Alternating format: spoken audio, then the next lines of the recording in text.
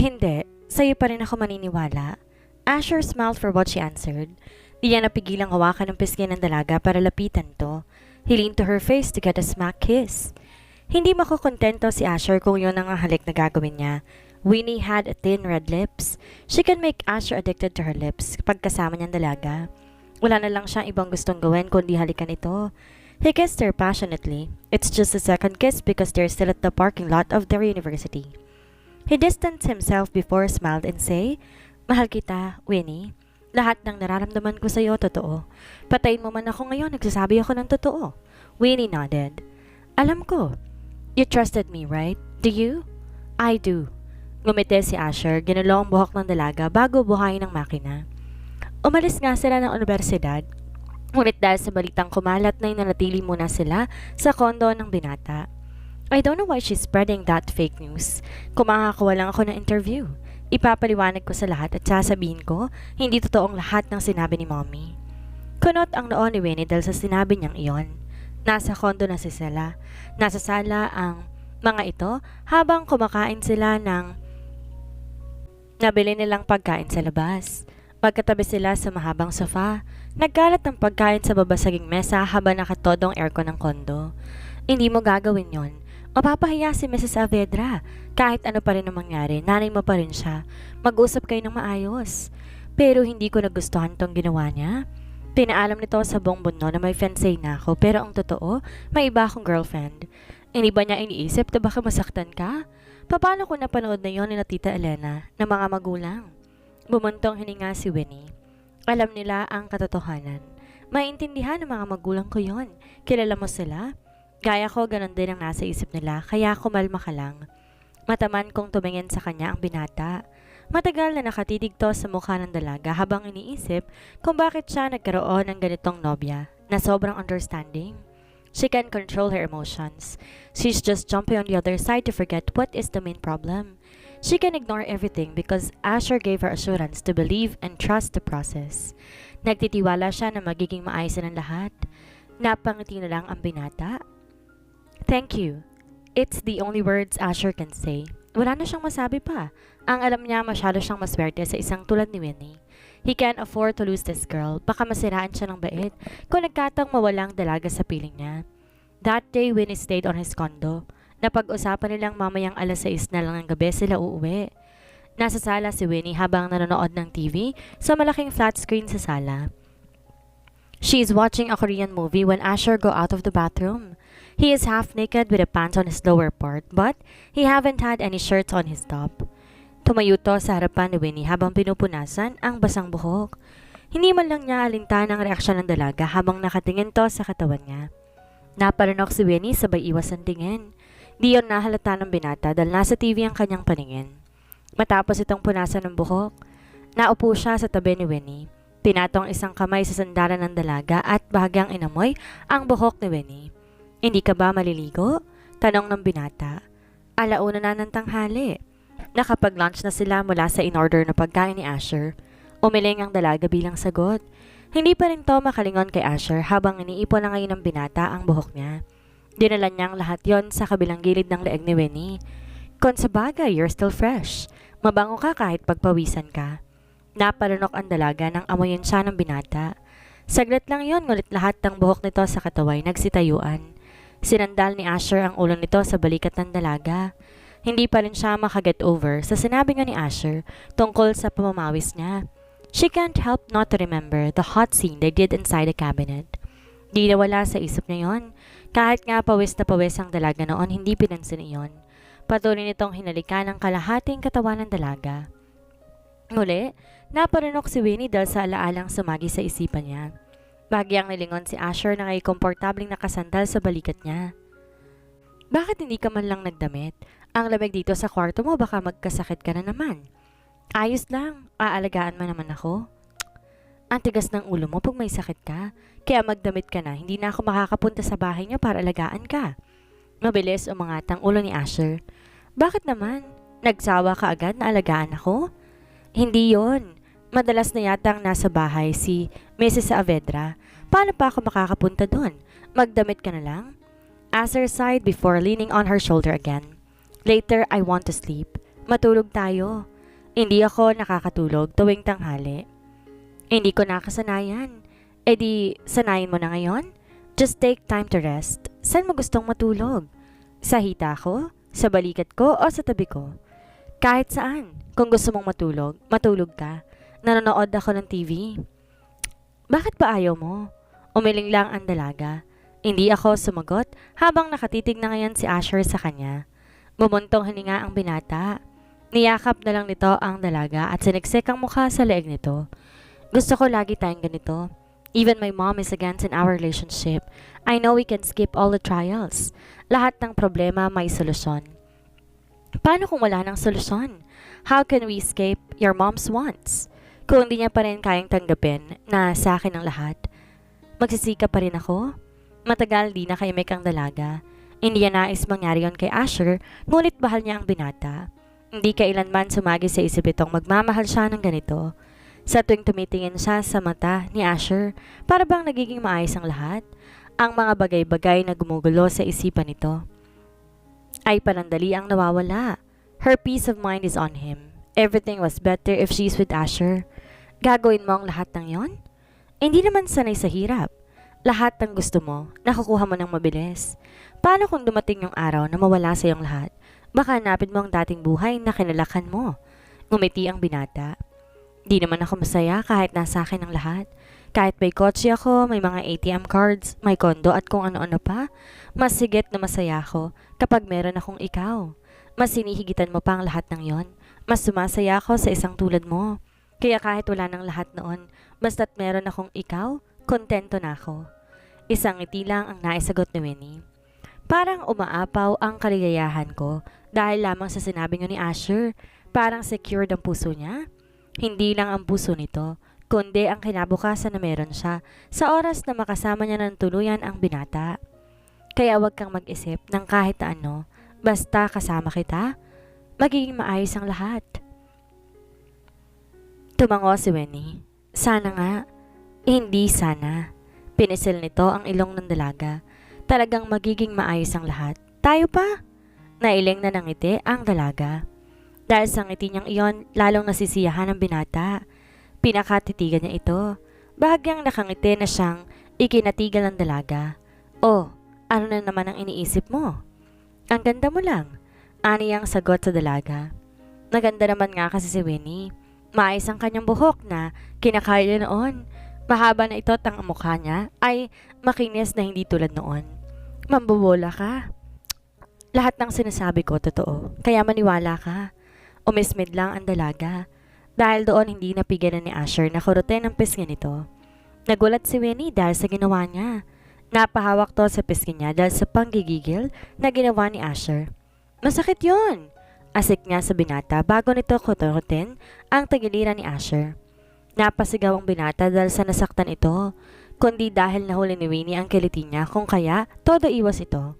Ngunit dahil natatawa si Winnie sa naging reaksyon ng binata, inulit niya ng ilang beses sa talagang tinuluyan ng kilitiin ang binata.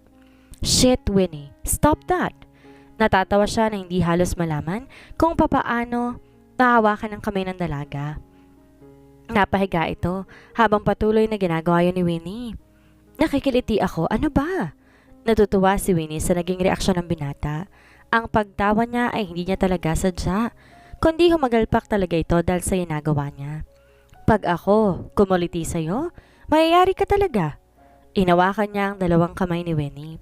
Dahil malalaki ang palad ng binata, madali niya itong napigilan at malakas na hinili niya ito sa ibabaw niya. Napahiga ang dalawa sa itaas ni Asher. Kapwa na sila hinihingal ngayon dahil sa kulitan na ginawa nila. Nagtataas baba ang dibdib ng binata habang hawak nito ang kamay ni Winnie.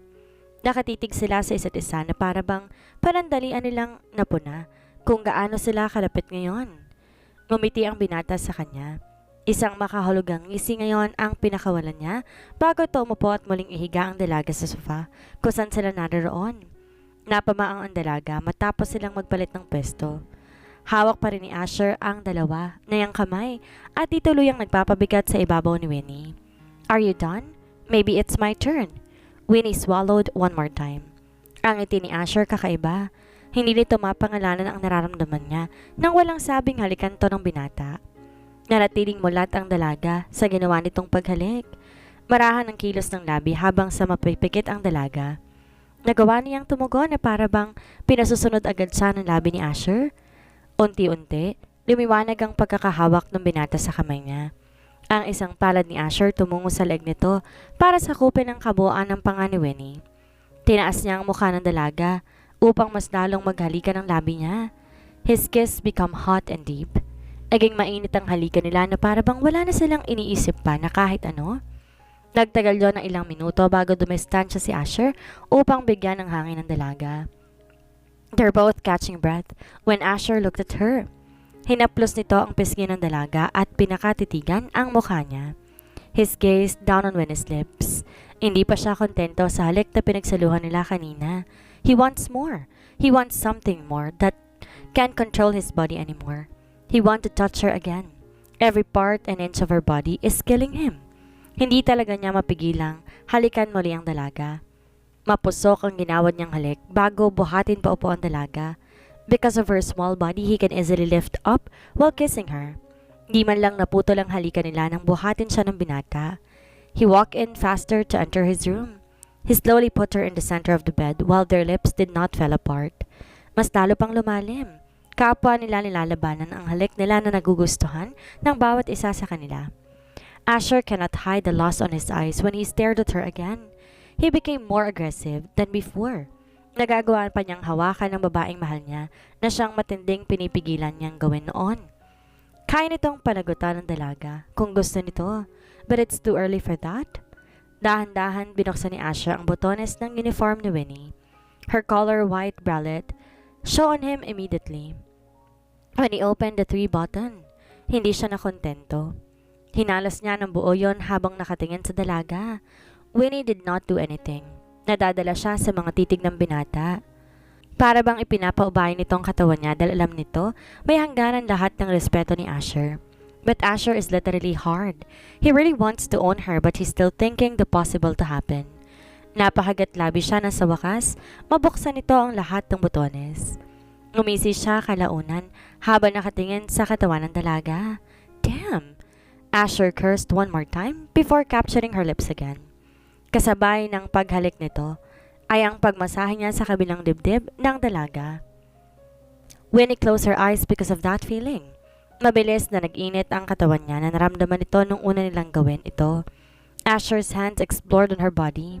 Halos madaanan lahat ng palad niya ang buong katawan ng dalaga. His hand on top of Winnie's back, he slowly unhooked her brow while kissing her neck. Unti-unting nahabad yun ni Asher nang di man lang namamalayan ng dalaga. Buwaba ang labi nito sa dibdib ni Winnie, dahilan para mapamaang siya. Napasinghap ang dalaga sabay ng paghawak ito sa ulo ni Asher. Naramdaman nito ang dila ng binata na naglalaro doon na siya nagbibigay kiliti sa buong sistema niya. She bit her lower lip to resist her moan. Hinihingal siya sa ginagawa ng binata habang gumagapang isang kamay nito. He opened her skirt to unzip it. Mabilis ang kamay ng binata at nagawa niyang ang hilain iyon pagbaba sa katawan ng dalaga. He can almost believe but he can witness her naked body. Winnie had a gorgeous body that no one can resist, especially her boyfriend who wanted to touch and praise the whole part of her. Ang ganda! Asher whispered so huskily. Nangaakit sa dalaga na talaga namang hindi matanggihan ni Winnie. Asher is too hot on her top. He can transform like a handsome monster. His lips were red. Ang matay mapupungay na nakatingin dito. He smirked again before he held his pants.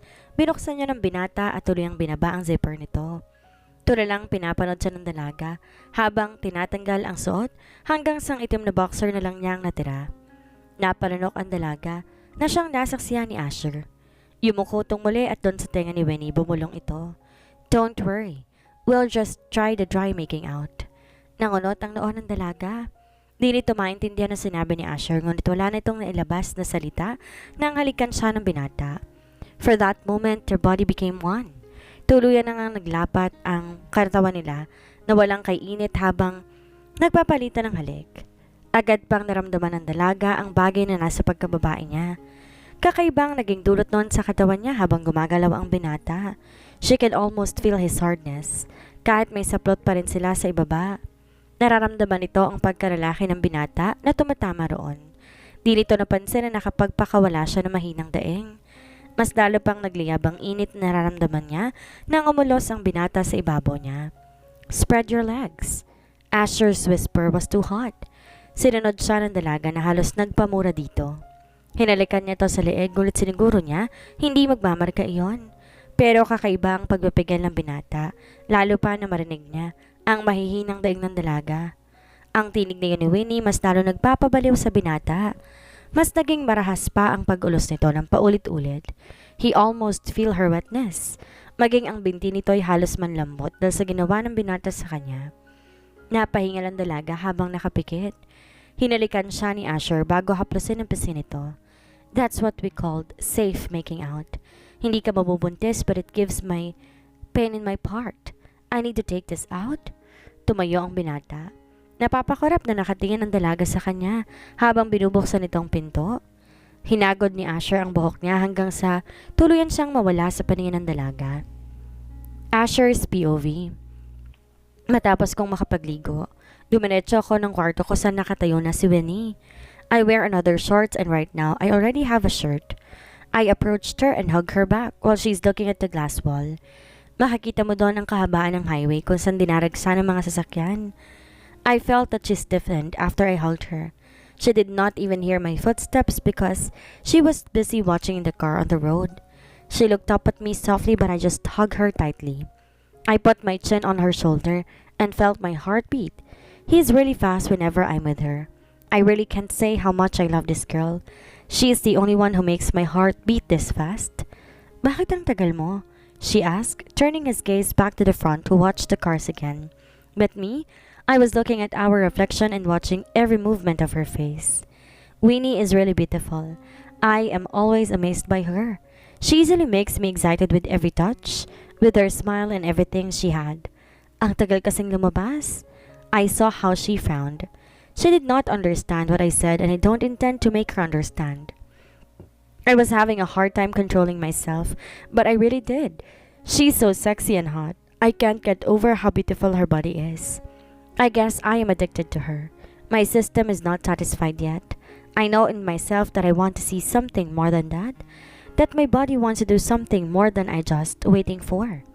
Pero hindi pa pwede. Gusto ko matapos niya munang lahat ng goal niya. Dahil sa oras na gawin ko yon, siguradong magbubunga nga. Hindi ako makapagpipigil. I can't because I wanna own her whole life. Gusto ko pag ginawa ko yun nakapagtapos na siya. And I know that won't last long. Yung ano?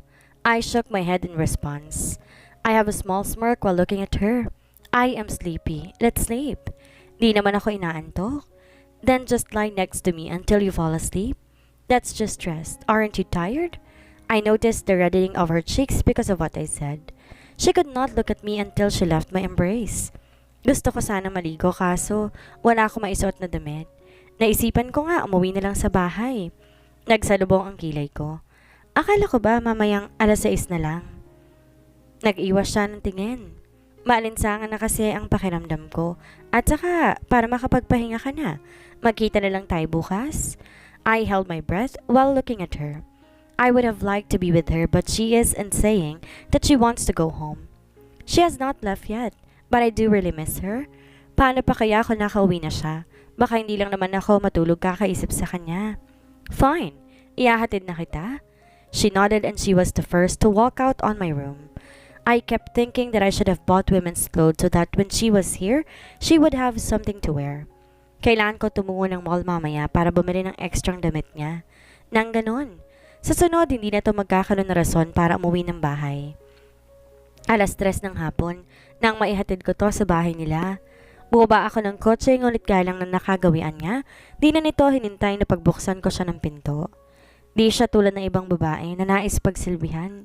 Kung kaya naman niya, siya na lang mismo ang gagawa. Do you want me to open the car door for you? I asked her with a smile on my face and not sounding demanding. She just shook her head, as if it was okay with her that I questioned her about that. I would have liked to be with her but here she is and saying that she wants to go home. She hasn't left yet, but I do already miss her. Paano pa kaya kung nakauwi na siya? Baka hindi lang naman ako makatulog kakaisip sa kanya. Fine, ihahatid na kita. She nodded and she was the first to walk out on my room. I kept thinking that I should have bought women's clothes so that when she was here, she would have something to wear. Kailangan ko tumungo ng mall mamaya para bumili na ng ekstrang damit niya. Nang ganon. Sa sunod, hindi na to magkaroon ng rason para umuwi ng bahay. Naabutan namin si Lola Perla. Nasa sala. Gaya lang ng dati niyang ginagawa, yun pa rin ang inaatupag niya, ang pananahe. Sa totoo lang, ang dami niyang tela. Every time I visit there, I always see her working that piece of clothes. What will she do with the shoes? Napaaga yata ang uwi ninyo. Nagmana na muna ako bago maupo sa harapan niya. Gumamit ako, ngumiti at bago tumango. Nahiya ako na sabihin kay Lola Perla na nanggaling kami sa aking kondo at di naman kami nag-practice. Paniguradong iinit lang ulo ko kung sakaling may marinig na naman akong kahit anong binabato nilang masasamang salita kay Winnie. Nahihiya akong sabihin kay Lola Perla na nanggaling kami sa aking kondo at di naman kami nag-practice. Panigurado iinit lang ulo ko kung sakaling may marinig na naman ako na kahit anong binabatong malasamang salita. Half day lang po ang practice. Maliligo lang ako saglit. She said again and quickly turned around. I watched her go upstairs. Every wave of her skirt was followed by my eyes. And that's when I realized why Winter wanted to take a bath earlier. It turns out that something happened to us in my condo, but it's not the exact scene where something really happened. It's just a dry green. And I guess that we'd never really had. Ano nangyari? I was suddenly stunned by Lola Perla's question. My eyes widened even more because I thought she might have read what happened to us. Huh? Bakit ba gulat na gulat ka? Ano nangyari sa practice ninyo? I swallowed. We did a different practice. And I did another practice with your granddaughter. Maayos lang po. Nakakapagod. Pero masarap naman sa pakiramdam yun. Napama ang aking bibig sa sinabi ni Lola. Hindi lang masarap. I feel like I'm on heaven while I'm doing that. Kulang na lang talaga hubarin ko na ang natitirang suot ni Winnie kanina. Kaya siguro nagmadaling maligo si Winnie. Ayaw kasi nitong pinagpapawisan siya. Baka sobrang basa ng suot nito. Pinagpapawisan na ako habang nakaupo sa harapan ni Lola. Kahit iba ang tinutukoy nito'y wala akong magawa, kundi bigla na lang lumilihis ang nasa utak ko. She's just not really wet, kundi sobra-sobra. And I want to feel her wetness. Gustong gusto ko talaga. And because of that thought, I almost feel how my short tightened up. I was just thinking what happened earlier but it will give me a pain and hardness on my thing. Napatayo ako na wala sa oras dahilan